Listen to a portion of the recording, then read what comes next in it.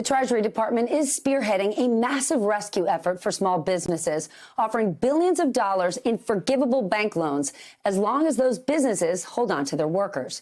But entrepreneur and owner of the Dallas Mavericks, Mark Cuban, says people in charge aren't moving fast enough.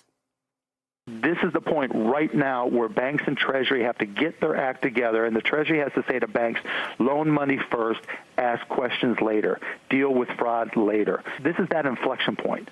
It's right now, as we're speaking, that we are at an inflection point where money has to get into the system so small and medium and even large companies retain their employees. And that is the goal. If that doesn't happen, you know what hits the fan even worse than it already has. Right now, I am joined by one of the most influential business leaders in hospitality, Tilman Fertitta, CEO of Landry's, which operates restaurants, hotels, casinos, and entertainment venues across the globe.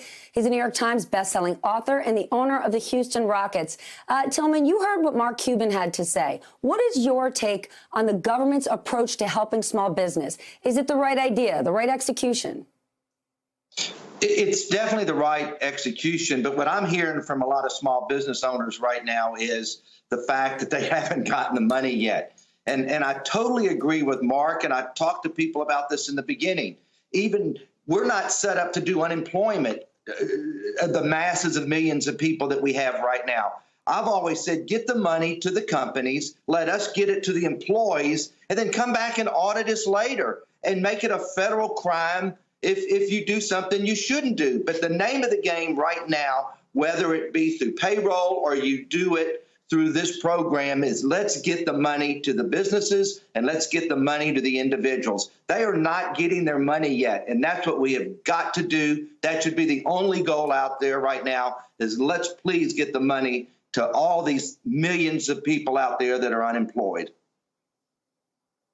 Then how bad is it for small business right now, given that we are in an economic shutdown? What's it like?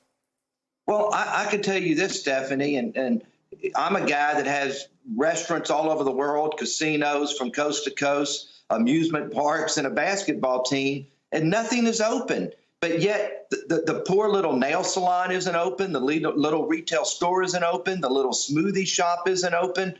These people are going out of business. And we've got to help the small business, because if we don't help the business, there's not going to be a job for the people when they come back. So we really have to attack on two fronts right now. We've got to find a way to get money in the people's hands so there isn't anarchy in the street. But at the same time, we've got to make sure that we save the jobs by keeping the companies afloat right now.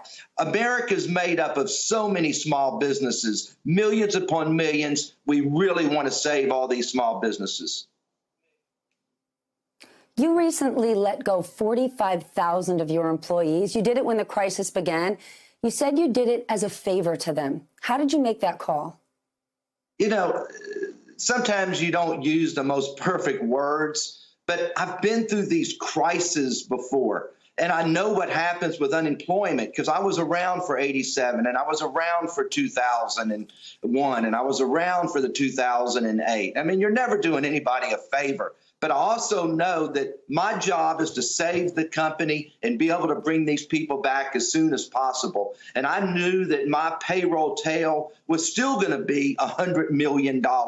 So the name of the game is get your people out there, get them on the unemployment line after their severance is out, and then let's get them back to work as soon as possible. You're never doing anybody a favor. Should not have used that word. But I also wanted them to get a check in their hand besides mine as quick as possible.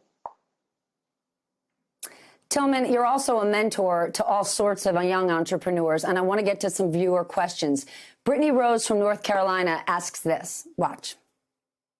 Hi, my name is Brittany Rose, and I'm the owner of More Than Cheer in Ashburn, Virginia. My question is, how do I make up the difference in revenue between our digital products and the things that we can currently offer remotely compared to what we were doing face-to-face with our customers? We've pivoted, we're offering more digital things online, but we can't justify the same price points. What should we do? There's no way what do you say to her? Brittany, there's no way you're going to do the revenue today that you were doing before. So what you've got to do is set yourself up, cut your expenses to basically nothing, and then start. You would be surprised. People love your business, and that's why they do business with you.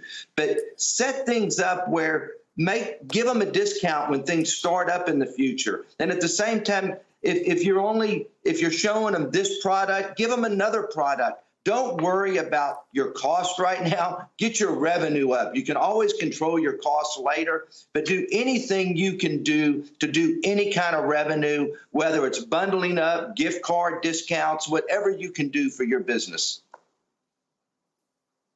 Tilman, this next question is perfect for you. It's specifically in the hospitality industry. It's from Joe in Denver, who writes, once you've lost your customers for a non-essential service, think restaurant, hotel, leisure, how do you proactively re-engage with them for future business, but do it before the crisis has abated? How do you not sound insensitive or crass asking for future vacation plans when thousands of Americans are facing a health crisis?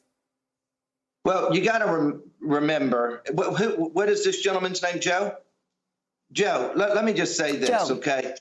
Joe, your business is just as important to you from the customer standpoint, who was your customer, as they are to you.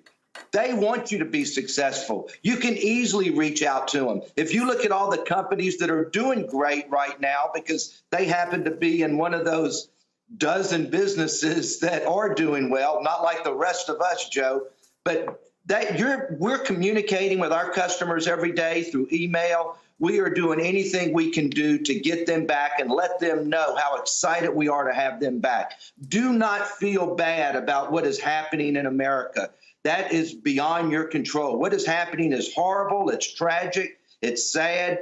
But your customers have no problem with you reaching out to them and say, hey, when we get through this, you are so important to me, and I want to be there for you. So never look back. Go after your customer, and you constantly get in their face and tell them how important they are to you. Tilman, Sandy Luck with Bully Brew Coffee is dealing with the same question you are. How long is this going to last? She writes, I have taken advantage of the PPP loan and have all my management team and a few baristas back in my stores. My concern is the unknown. What if this thing lasts longer than 8 weeks? Do you feel optimistic about more financial help for small businesses? We don't know how long this will last. It's going to last for more than 8 weeks. And so, fasten your seatbelt, okay? The problem is the recovery.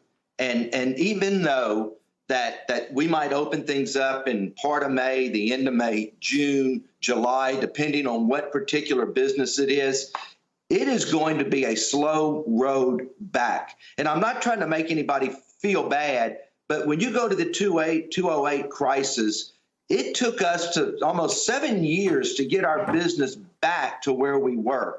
So what you've got to do is there's going to continue to be government funding. The government realizes that there's not been anything happen like this in 100 years, where capitalism in America is totally different, and we're going to have to continue to put money back in the business's hand and the individual's hand. So I don't think the 8-week program of the CARES Act and the PP is going to do the job, but also they're realizing every day the rules are changing.